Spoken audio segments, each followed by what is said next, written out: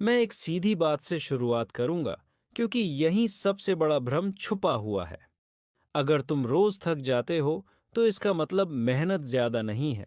इसका मतलब है कि तुम्हारी एनर्जी गलत जगहों पर लीक हो रही है। ज्यादातर लोग थकान को काम से जोड़ते हैं, लेकिन असली कारण काम नहीं होता। असल कारण है बिना सिस्टम के चलती हुई जिंदगी।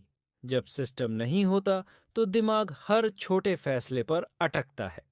हर अटका हुआ फैसला चुपचाप एनर्जी खाता रहता है, और तुम्हें लगता है कि थकान अचानक आ रही है।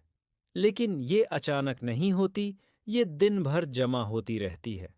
अब यहाँ एक गलत धारणा तोड़नी जरूरी है।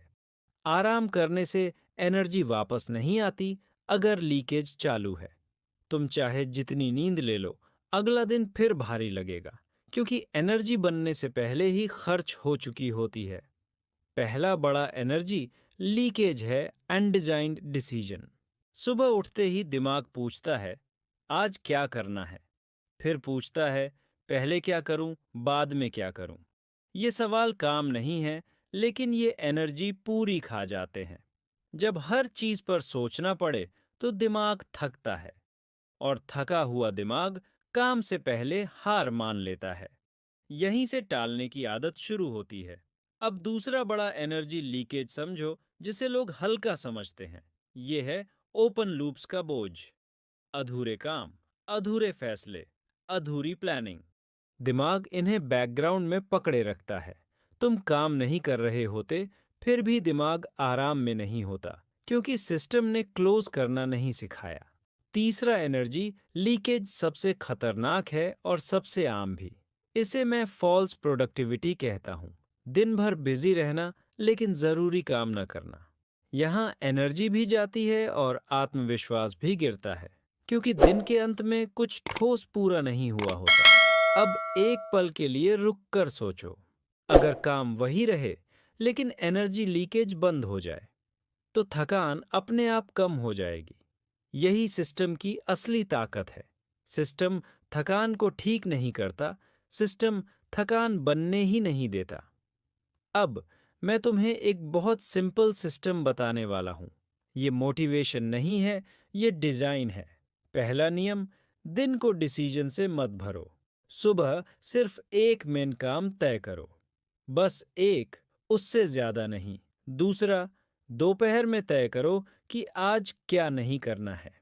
छोड़ने का फैसला एनर्जी बचाता है। तीसरा, शाम को तय करो कि कब रुकना है।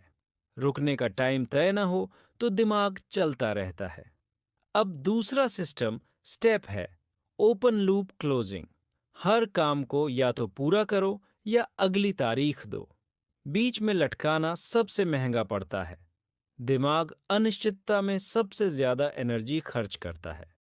तीसरा सिस्टम स्टेप है एनर्जी बजट।